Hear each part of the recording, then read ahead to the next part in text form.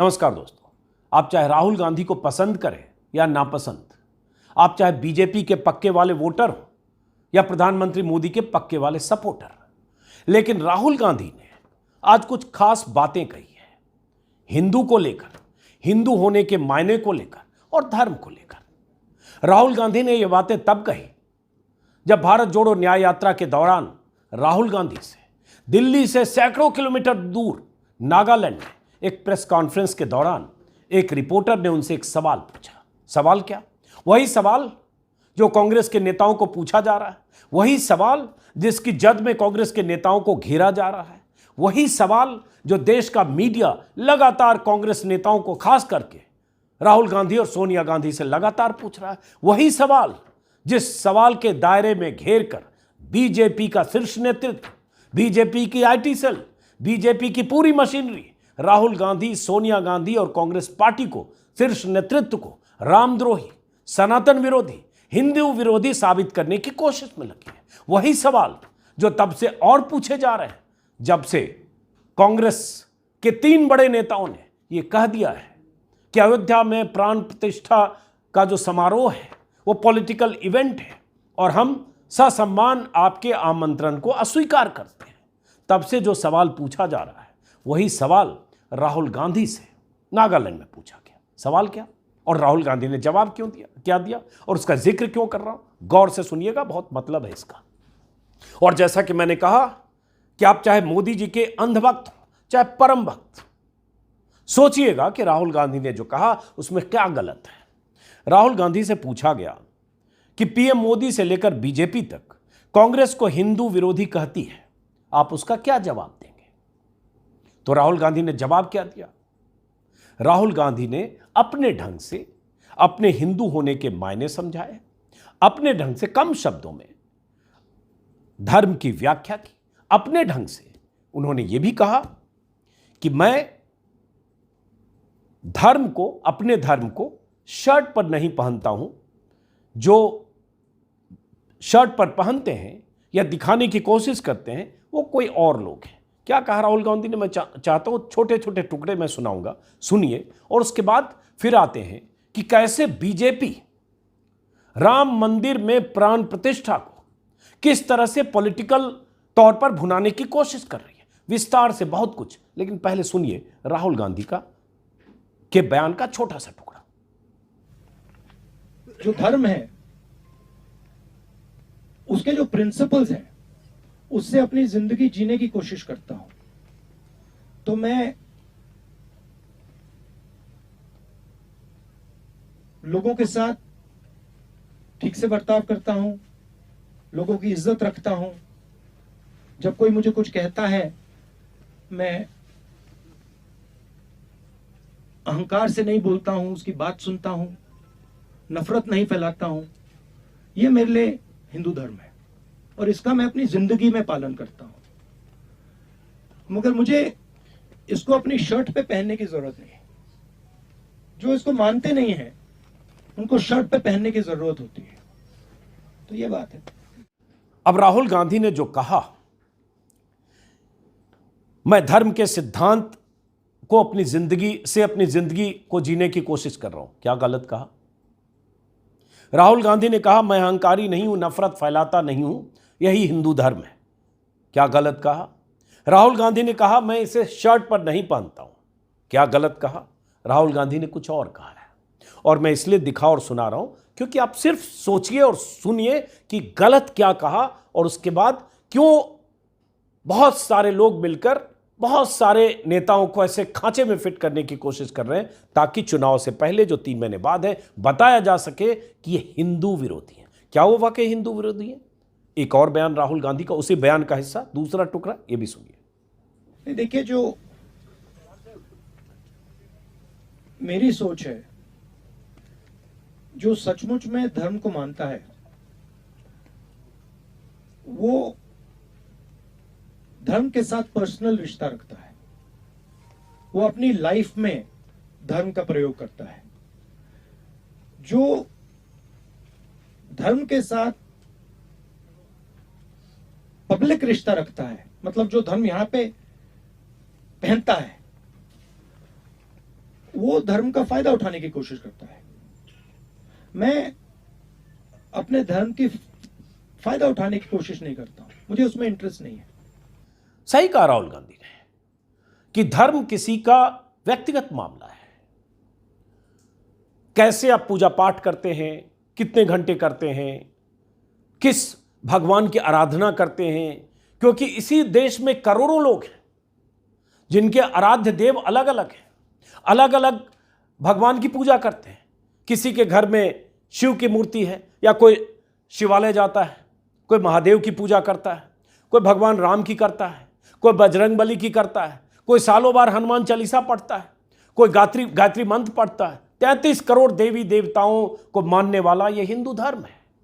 और इसमें आस्तिक भी हैं, नास्तिक भी हैं। इसमें बहुत सारे ऐसे लोग भी हैं जो मानते हैं कि सर्वशक्तिमान ईश्वर है लेकिन रोज मंदिर नहीं जाते, जो मानते हैं कि कोई ईश्वर है लेकिन वो हर रोज 2 घंटे पूजा पाठ नहीं करते, या बाकी और जो बहुत सारे लोग करते होंगे उससे दूर रहते हैं। उनका अपना तरीका है और यह व्यक्तिगत आस्था का मामला है। इसमें सार्वजनिक तौर से उसका दिखावा जरूरी नहीं, दिखाने वाले लोग दिखाते हैं। राहुल गांधी ने यही तो कहा है। और अगर राहुल गांधी ने यह कहा तो इसलिए मैंने शुरू में कहा इसमें गलत क्या कहा। राहुल गांधी ने अगर कहा कि इसका धर्म का राजनीतिक फायदा उठाने की कोशिश लोग करते हैं, गलत क्या कहा। करते हैं कि नहीं करते हैं? बीजेपी कर रही है कि नहीं? इसमें कोई छिपी बात है क्या? बीजेपी किस ढंग से राम मंदिर के उस उद्घाटन को एक बड़े पॉलिटिकल इवेंट में तब्दील कर रही है, किस ढंग से पूरी मशीनरी सत्ता लगी है, ये किसी से छुपा है क्या? प्रधानमंत्री, कभी खबर आ रही है प्रधानमंत्री यजमान होंगे, कभी खबर आ रही है कि नहीं वहां यजमान होने के लिए दंपति होना जरूरी है, पत्नी का साथ में होना जरूरी है, इसलिए मंदिर के कोई ट्रस्टी हैं अनिल मिश्रा, वो और उनकी पत्नी यजमान होंगे। फिर खबर आ रही कि नहीं प्रधानमंत्री ही यजमान होंगे। ये सब चीजें, और इन सब के बीच प्रधानमंत्री की मौजूदगी ही नहीं होगी, प्रधानमंत्री का भाषण भी होगा। और ये एक तरह से इस तरह से माहौल बनाया गया कि विपक्षी नेताओं को वहां आमंत्रित करो, वो चाहते भी नहीं होंगे वो आए, क्योंकि वो चाहते थे कि वो उनमें से जो लोग अस्वीकार करेंगे उन्हें राम विरोधी, सनातन विरोधी साबित करो, और ऐसा ही नैरेटिव करो। इसमें मीडिया शामिल है। यही राहुल गांधी कहने की कोशिश कर रहे हैं। राहुल गांधी ने इसी नागालैंड के प्रेस कॉन्फ्रेंस में कुछ और भी कहा जब उनसे पूछा गया, क्योंकि यह सवाल कांग्रेस के नेताओं को लगातार पूछा जा रहा है, हमने भी पूछा लगातार कि आप 22 तारीख को नहीं जाने का फैसला आपने क्यों किया। तो राहुल गांधी ने वही कुछ जो कांग्रेस की तरफ से प्रेस विज्ञप्ति में कहा गया अपने शब्दों में, वो भी राहुल गांधी ने कहा, वो भी सुनिए। तो ये राम मंदिर 22 तारीख का फंक्शन जो है, ये राजनीतिक फंक्शन बन गया है।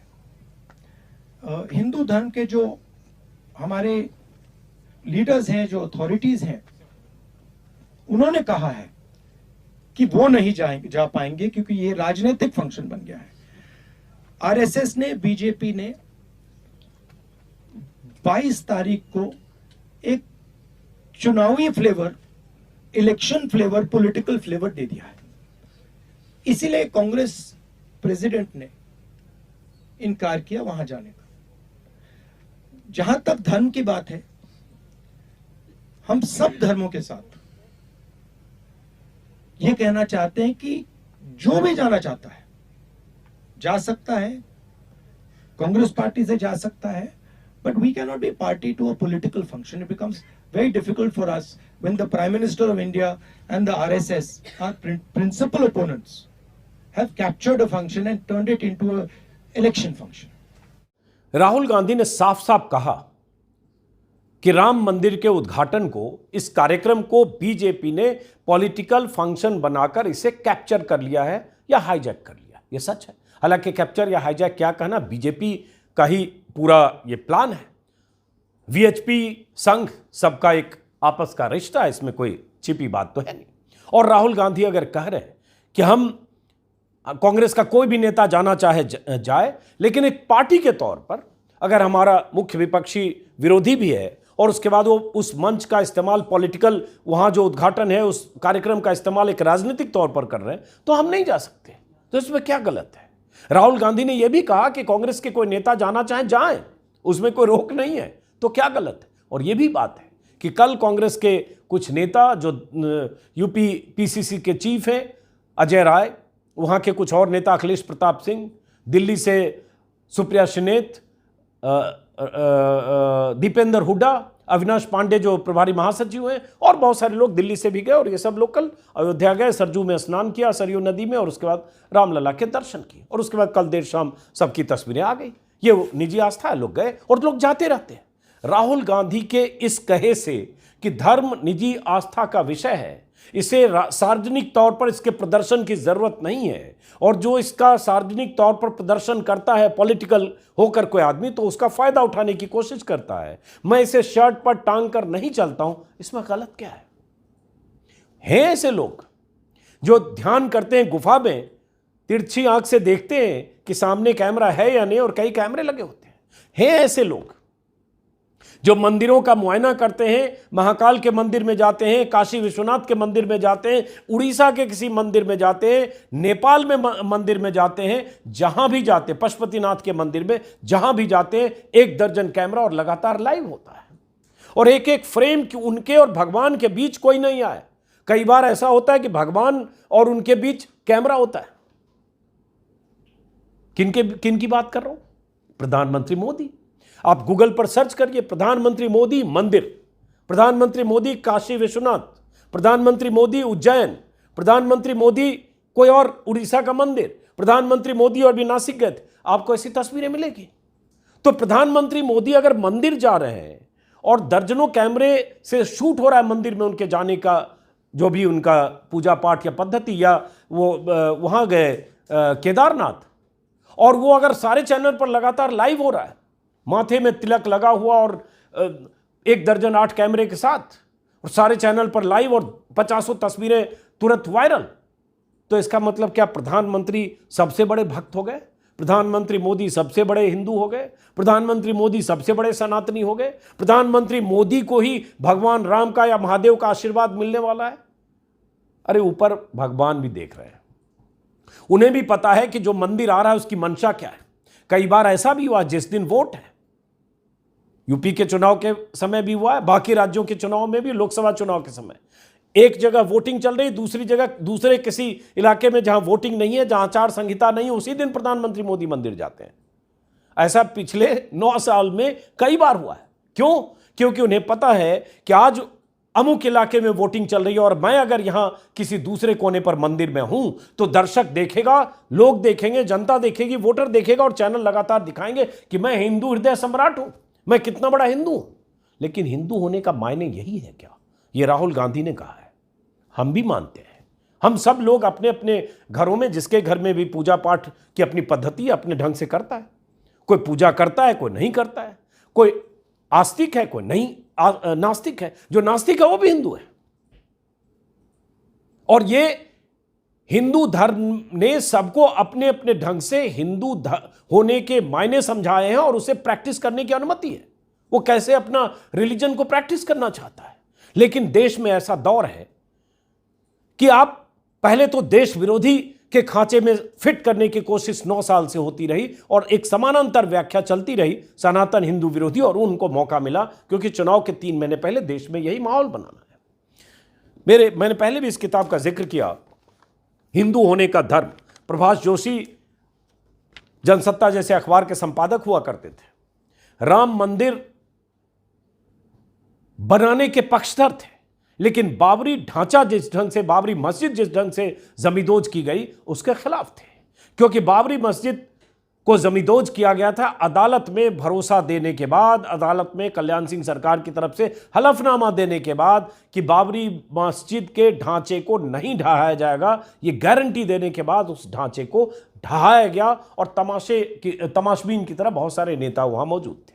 तो प्रभाष जोशी जो राम मंदिर बनते हुए देखना चाहते थे, प्रभाष जोशी जो धर्माचार्यों के साथ बैठकों का हिस्सा रहे नरसिंह राव सरकार के समय, जो 2 समूहों में बात हो रही थी, हिंदू मुस्लिम दोनों मिलकर, कि कोई मिलकर कोई रास्ता निकल सकता है क्या, उस प्रभाष जोशी जैसे संपादक ने, जो बड़े संपादक थे नामचीन, और मैंने कहा बार बार कि वो चाहते थे कि राम मंदिर बने, लेकिन आपसी सहमति से कोई रास्ता निकले।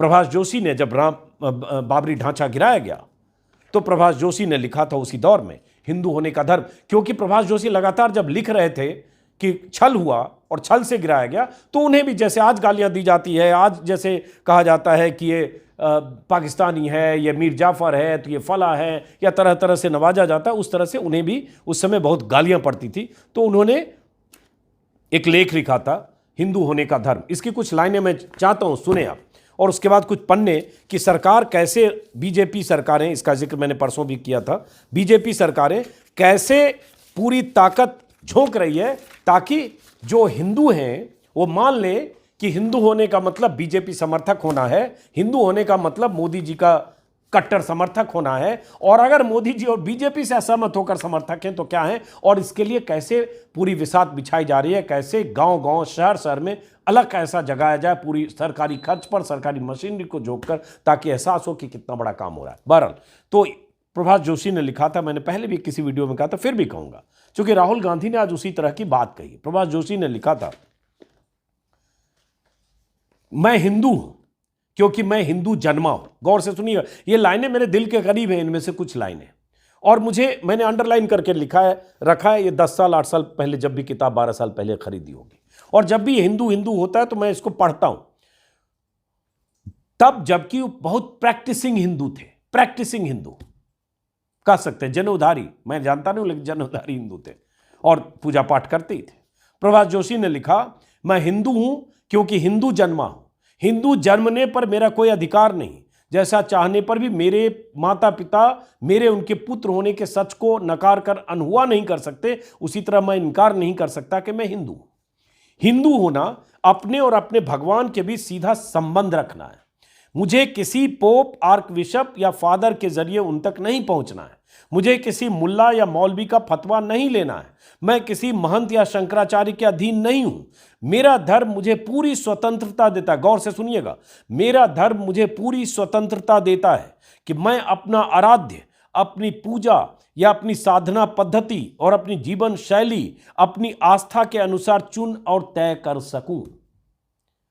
मैं अपनी साधना पद्धति, अपनी जीवन शैली, अपना आराध्य अपनी मर्जी से तय कर सकूं। जरूरी नहीं कि चोटी रखूं, जनेऊ रखूं, धोती कुर्ता या अंगवस्त्र धारण करूं। सुन रहे हैं आप? रोज संध्या वंदन करूं, सुबह शाम मंदिर जाऊं, पूजा करूं, आरती करूं, या तीर्थों में जाकर पवित्र नदियों में स्नान करूं। फिर से, जरूरी नहीं कि मैं चोटी रखूं, जनेऊ पहनूं, धोती कुर्ता या अंगवस्त्र धारण करूं, रोज संध्या वंदन करूं, या सुबह शाम मंदिर जाऊं, पूजा करूं, आरती उतारूं, या तीर्थों में जाकर पवित्र नदियों में स्नान करूं। यह धार्मिक स्वतंत्रता ही मुझे पंथ निरपेक्ष और लोकतांत्रिक होने का जन्मजात अधिकार देती है। यही लाइन खास है कि यह धार्मिक स्वतंत्रता ही मुझे पंथ निरपेक्ष और लोकतांत्रिक होने का जन्मजात अधिकार देती है। और यहां ऐसा माहौल है कि आपने एक तारीख मुकर्रर की, एक तारीख तय की। या मुकर्रर मेरे मुंह से निकला, इस पर भी एतराज हो सकता है कि मुकर्रर तो हिंदी शब्द नहीं है, तुम तो मुल्ला हो, मुकर्रर बोल रहे हो। तो 22 तारीख एक मुकर्रर की गई, और उस तारीख में आपने प्राण प्रतिष्ठा के पहले लंबा चौड़ा प्लान किया। पूरी हर सरकार बीजेपी की उसमें लगी, पीएमओ तो है ही। और उसके बाद आपने विपक्ष के नेताओं को न्योता दिया, कांग्रेस से सोनिया गांधी, मल्लिकार्जुन खड़गे, अधीर रंजन, ऐसे अलग अलग दलों के नेताओं को जिसको आपको लगा न्योता दिया। और जिन दलों को लगा कि ये पॉलिटिकल इवेंट है, इसमें हम नहीं जा सकते, आपकी तय की हुई तारीख पर नहीं जा सकते, तो उन्होंने इनकार किया। अखिलेश यादव ने अपने अंदाज में इनकार किया, न्योते के लिए शुक्रिया अदा किया और कहा मैं आऊंगा बाद में प्राण प्रतिष्ठा के बाद सपरिवार। कांग्रेस ने अपने अंदाज से किया। तो अब आपने तय कर दिया कि ये सब रामलला हिंदू विरोधी हैं, रामलला विरोधी हैं, मंदिर विरोधी हैं, रामद्रोही हैं। तो यहां क्या लिख रहे हैं कि मुझे पंथ निरपेक्ष और लोकतांत्रिक होने का जन्मजात संस्कार यही धार्मिक स्वतंत्रता देती है। तो धार्मिक स्वतंत्रता है इस देश में। ये देश संविधान से चलता है। हर आदमी को अपने ढंग से धर्म अपनाने और अपने धर्म को अपने ढंग से प्रैक्टिस करने की अनुमति है। कोई मेरी गर्दन पर पिस्टल रखकर नहीं कह सकता है कि तुम ये करोगे तो धार्मिक हो, ये करोगे तो हिंदू हो, और ये नहीं करोगे तो तुम हिंदू नहीं हो। अरे मुझे हिंदू होने का सर्टिफिकेट मोदी जी ने नहीं दिया है, या मोदी जी से सर्टिफिकेट नहीं चाहिए। ये पासपोर्ट और वीजा नहीं है कि मुझे जब तक मेरे पासपोर्ट पे वीजा नहीं लगेगा तब तक यूके, यूएस या किसी देश नहीं जा सकता हूं। तो ऐसा नहीं है कि मेरे पास कोई कार्ड है उस कार्ड पर मोदी जी का ठप्पा लगेगा कि यह ठप्पा लग गया अब तुम हिंदू हो, और यह ठप्पा नहीं लगा तो तुम हिंदू नहीं हो। मैं भारत का नागरिक हूं, मुझे धार्मिक स्वतंत्रता है, मैं हिंदू हूं। मैं हिंदू होकर मैं क्या अपने रिलीजन को कैसे प्रैक्टिस करता हूं या नहीं करता हूं, यह तय करने का मुझे अधिकार है। जैसे मुझे अधिकार है वैसे किसी पॉलिटिकल पार्टी को भी अधिकार है। लेकिन आप यह अधिकार भी छीन लेना चाहते हैं क्योंकि आप चाहते हैं कि आपके द्वारा तय की गई परिभाषा में, उस परिभाषा में सब लोग आकर उसमें कदम ताल करते उसमें खड़े हो जाएं, उस दायरे में फिट हो जो नहीं फिट होते, क्योंकि आप चाहते भी नहीं को फिट हो। आप चाहते हैं कि वो अनफिट हो, अनफिट उनको करना चाहते हैं आप, तो इसलिए आप उन्हें एक तमगा देते हैं। यही प्रभाष जोशी ने लिखा, इसमें और लाइनें हैं। प्रभाष जोशी ने लिखा, दूसरे धर्म जो बंधन लगाते हैं वैसा कोई बंधन मेरा धर्म नहीं लगाता है। इसलिए हिंदू होकर जितना स्वतंत्र मैं रह सकता हूं उतना किसी और धर्म में नहीं रह पाता। मेरा धर्म मुझे काल और परिस्थिति के दबाव से भी मुक्त करता है, क्योंकि काल को वह सदा घूमता चक्र और अनादि अनंत मानता है, क्योंकि वह आत्मा को अछेद, अक्लित और अशोध्य मानता है, क्योंकि आत्मा को वो नित्य, सर्वव्यापक, अविकारी, स्थिर और सनातन मानता है। इसी में है, बहुत खास है। मेरे लिए जरूरी नहीं कि मैं वेदों में ही विश्वास करूं। अगर यह धर्म अनेकतावादी नहीं होता तो इसमें एक ही वेद नहीं होता, चार नहीं। एक ही वेद होता, चार नहीं। मेरे लिए जरूरी नहीं कि मैं उपनिषद को ही अपना ग्रंथ मान लूं। उपनिषद भी एक नहीं 108 हैं, महापुराण भी 18 हैं। गीता को भी बाइबल, कुरान या गुरु ग्रंथ साहब की तरह अपने धर्म की पहली और अंतिम पुस्तक मानना अनिवार्य नहीं है। कब समझेंगे आप? ये जो प्रधानमंत्री मोदी 140 करोड़ की बात करते हैं, और 140 करोड़ की बात करते हुए जिस ढंग से यजमान बनकर राम मंदिर के उद्घाटन में, अधूरे मंदिर में, जिसको लेकर शंकराचार्य तक सवाल उठा रहे हैं। शंकराचार्य कह रहे हैं अधूरे मंदिर की प्राण प्रतिष्ठा नहीं होनी चाहिए, लेकिन हो इसलिए रही है क्योंकि चुनाव है 3 महीने बाद। उन्हें मंदिर से कितना मतलब है, चुनाव कितना मायने रखता है, ये आपको समझ में आना चाहिए। और चूंकि चुनाव है इसलिए अधूरा मंदिर ऐसे ही प्राण प्रतिष्ठा हो, और प्राण प्रतिष्ठा के पहले 15 दिन 20 दिन पहले और प्राण प्रतिष्ठा के 90 दिन बाद तक कैसे देश में माहौल बनाया जाए ताकि लगे कि इस देश में राम को लाने वाले मोदी जी हैं। अरे मोदी जी की उम्र हुई 73 साल। राम की कहानी है हजारों साल पुरानी। कितनी पीढ़ियां हम लोगों की बीत गई राम नाम करते हुए, राम नाम जपते हुए, जय सिया राम, रघुपति राजा राम कहते हुए। गांधी हे राम, आखिरी शब्द भी गांधी के हे राम थे। तो राम को आप लेकर आए हैं और ये नैरेटिव गढ़ेंगे राम को आप लेकर आए हैं, और चूंकि आप लेकर राम आए हैं, राम को लेकर आए हैं, इसलिए जो लोग आपके साथ नहीं है, आपके साथ कदम ताल नहीं कर रहे, वो सब राम विरोधी हैं।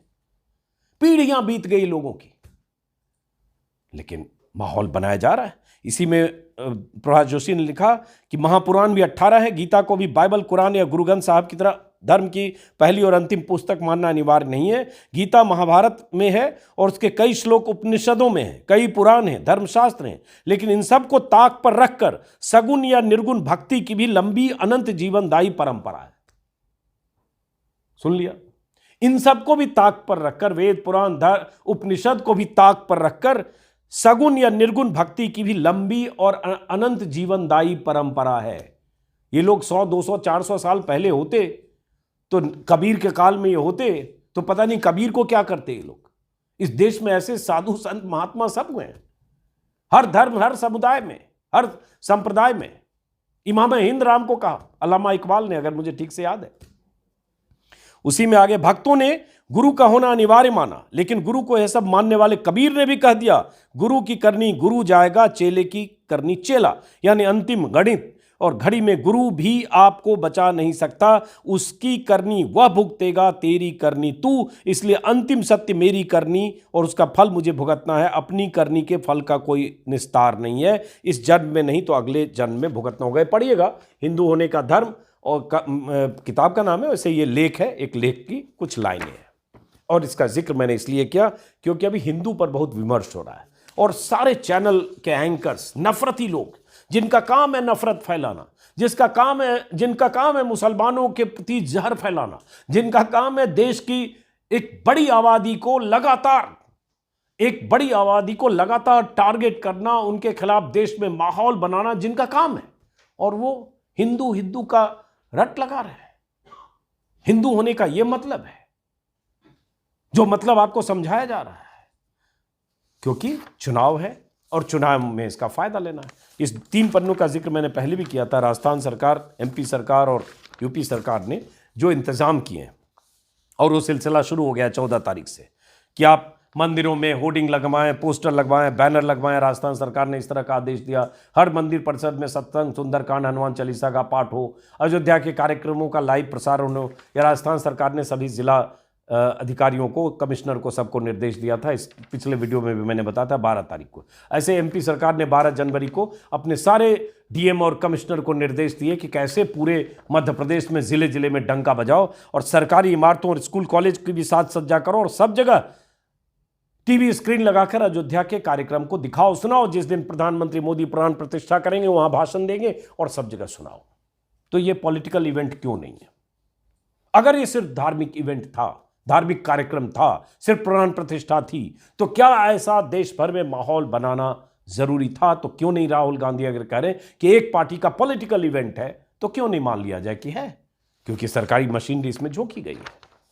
लेकिन इस पर कोई बात करे, और मैं तो चूंकि बोलता हूं, गालियां भी खाता हूं, नाराज भी होते हैं लोग, बहुत लोग बोलते हैं। आज इस वीडियो के बाद भी बहुत लोग बोलेंगे। अब मैं देख रहा हूं विनोद शर्मा, एक सीनियर जर्नलिस्ट हिंदुस्तान टाइम्स के, उन्होंने शायद ट्विटर पे कुछ ऐसा लिखा था कि विनोद शर्मा का ट्वीट निकालना, शायद ऐसा कुछ लिखा था कि भगवान राम को भी मोदी जी का नाम लिखा कि नहीं, उनका भाषण सुनना होगा बहुत देर तक, क्योंकि प्रधानमंत्री मोदी प्राण प्रतिष्ठा के बाद भाषण भी देने वाले हैं।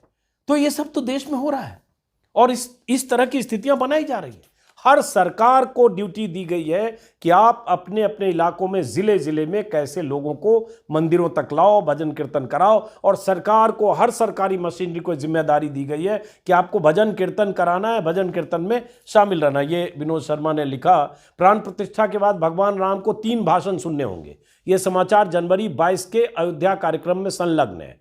सोचा कि अलग से बताना जरूरी है, भाषण देने वाले चेहरे जाने पहचाने होंगे, आप लोग भी पूछ लीजिए। मतलब प्राण प्रतिष्ठा के दिन भी अयोध्या में भाषण होना है। 3 चेहरे का अंदाजा लगाऊं तो एक योगी होंगे, एक मोदी होंगे, अब तीसरा चेहरा 3 भाषण। तीसरा भाषण किसका हो सकता है? अमित शाह का हो या किसी का हो, खैर जेपी नड्डा का हो, किसी का हो, मोहन भागवत, माफ करें, सॉरी, सही बताया उपेंद्र जी ने पीछे, मोहन भागवत। तो 3 भाषण हो गए, मोहन भागवत, योगी आदित्यनाथ और प्रधानमंत्री मोदी। उस दिन भी भाषण होगा, वही हम राम को लाए, इसी तरह की कुछ बातें होंगी। तो आप सोचिए, और इसमें अगर राहुल गांधी ये जोखिम लेकर ये कह देते हैं कि पॉलिटिकल फंक्शन बना दिया है बीजेपी और आरएसएस ने, इसलिए हम नहीं जाएंगे, तो क्या गलत है? इसमें राहुल गांधी अगर कहते हैं कि मैं अपने धर्म को टांग कर नहीं रखता अपने शर्ट में, तो क्या गलत है? इसमें अगर राहुल गांधी कहते हैं कि मेरा धर्म मुझे यह बताता है कि नफरत मत करो, अहंकार मत करो, लोगों से समानता के अधिकार से मिलो, तो क्या गलत है? आज प्रधानमंत्री मोदी का भी कहीं भाषण था, वो मोदी जी के भाषण का वो हिस्सा 2 लाइन अभी जो मैंने देखा, अभी 1 सेकंड रुकिएगा। प्रधानमंत्री मोदी आंध्र प्रदेश में भाषण देते हुए मोदी जी ने कहा, राम राज्य सुशासन के इन्हीं 4 स्तंभों पर खड़ा था, जहां सम्मान से बिना भय के हर कोई सिर ऊंचा करके चल सके, जहां हर नागरिक के साथ समान व्यवहार हो, जहां कमजोर की सुरक्षा हो, और जहां धर्म यानी कर्तव्य सर्वोपरि है। तो क्या ऐसा है? भय का माहौल नहीं है? क्या ऐसा है कि हर धर्म के लोगों के साथ समान व्यवहार होता है? क्या है ऐसा? गौर से सोचिएगा। आप अगर हिंदुत्व के धर्म ध्वजाधारी की तरह आप प्रधानमंत्री मोदी को देखते हैं, तो सोचिएगा कि उसमें बाकी धर्मों के लोग कहां हैं? अगर प्राण प्रतिष्ठा में प्रधानमंत्री मोदी खुद यजमान बनकर बैठते हैं, तो सोचिएगा कि देश का प्रधानमंत्री, लोकतांत्रिक देश का प्रधानमंत्री यजमान बनकर अगर बैठ रहा है, तो क्या हर धर्म की नुमाइंदगी कर रहा है?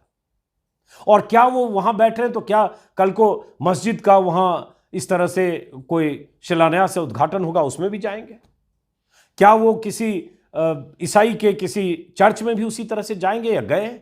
ऐसे बहुत सारे सवाल हैं। इसलिए सवाल हैं क्योंकि प्रधानमंत्री मोदी एक व्यक्ति नहीं है, प्रधानमंत्री मोदी एक इंडिविजुअल नहीं है, प्रधानमंत्री है, नरेंद्र मोदी नहीं है। सिर्फ नरेंद्र मोदी सिर्फ होते बीजेपी के नेता तो भी मान लेते, नरेंद्र मोदी प्रधानमंत्री नरेंद्र मोदी है, नरेंद्र दामोदर दास मोदी प्रधानमंत्री। तो प्रधानमंत्री की कुछ जिम्मेदारियां होती हैं। हर धर्म के प्रति सर्वधर्म समभाव। और यही प्रधानमंत्री मोदी भाषण में 140 करोड़ लोगों का जिक्र करते हैं, लेकिन क्या वाकई 140 करोड़ लोगों के लिए बराबरी के स्तर पर सोचते हैं?